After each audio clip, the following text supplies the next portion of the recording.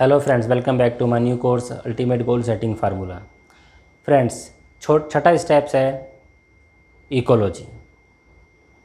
Ecology का मतलब है कि जो भी आप गोल आपने सेट किया है, क्या वो गोल आपके पर्सनैलिटी के साथ मैच करते हैं, यानी कि आपके लाइफ के जो पर्पज़ हैं उससे मैच करते हैं। इसको हम अक्सर कहते हैं अपोजिट ऑफ वाई, यानी मैं कोई गोल क्यों अचीव करना चाहता हूँ। इकोलॉजिकल इशू, कई बार हम बात करते हैं एनवायरमेंटल इशू की बात करते हैं, तो इकोलॉजिकल इशू है कि वो गोल्स आपके पर्सनैलिटी के साथ, आपके व्यक्तित्व के साथ मैच करते हैं या नहीं करते हैं। मान लीजिए आप कोई गोल अचीव करना चाहते हैं और आप उस गोल को अचीव कर लेते हैं, तो उसके पेन्स क्या होंगे। यदि आप कोई गोल अचीव नहीं कर पाते हैं तो उसके गेन्स क्या होंगे। यदि आप यथास्थिति में रहते हैं तो उसके गेन्स क्या होंगे। हम कोई गोल तब तक अचीव नहीं कर पाते जब तक कि हमें ये ना पता हो कि हम उस गोल को अचीव करने से हमारी लाइफ में क्या चेंज आने वाला है।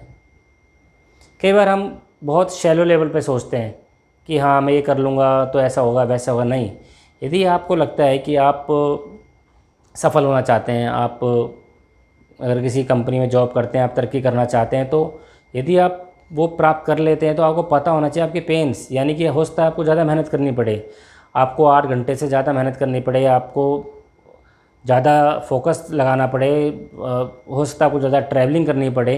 अगर आप कंफर्टेबल हैं तभी आप इस चेंज को कर पाएंगे। यदि आपको लगता नहीं आई हेट ट्रैवलिंग्स, भाई 8 घंटे ज़्यादा मैं काम नहीं कर सकता हूँ, तो आप उस चेंज, वो आपके लिए फिर इकोलॉजिकल आपके लिए चेंज नहीं होगा, यानी आप उस चेंज को एक्सेप्ट नहीं करेंगे।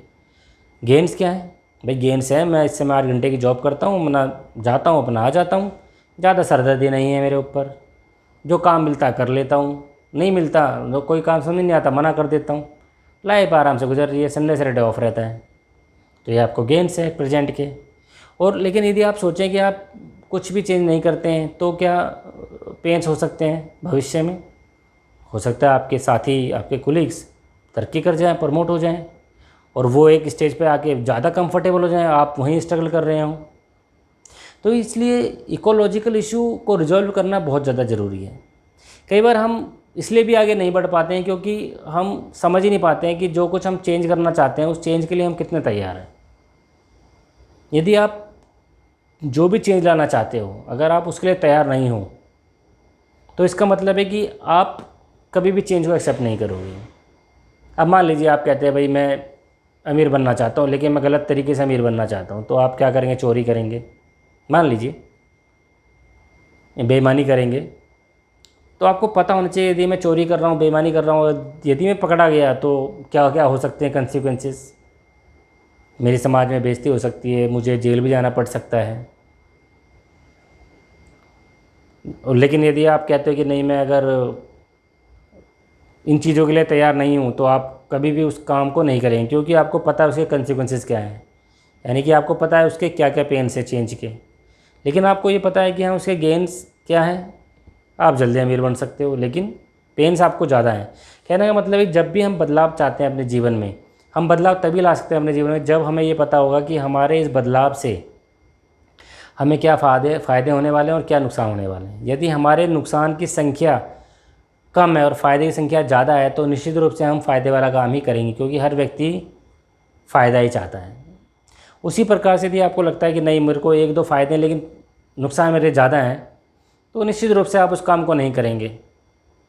इसलिए इकोलॉजिकल इशू को हैंडल करना बहुत ज़्यादा ज़रूरी है, क्योंकि जो भी कुछ आप परिवर्तन लाना चाहते हैं अपने अंदर, जो भी आप अपने अंदर चेंज लाना चाहते हैं, यानी अपने लक्ष्य को प्राप्त करने के लिए जो भी आप चेंज करना चाहते हैं, यदि आपको उसे गेन्स और पेन्स का नहीं पता है, तो आप कभी भी मोटिवेट नहीं होंगे, आप कभी उस लक्ष्य को प्राप्त नहीं कर पाएंगे।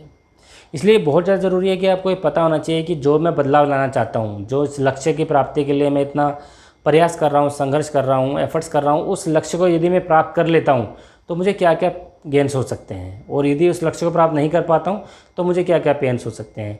और यही पेन और प्लेजर की थ्योरी, पेन और गेन की थ्योरी आपको लाइफ में बहुत आगे लेके जा सकती है।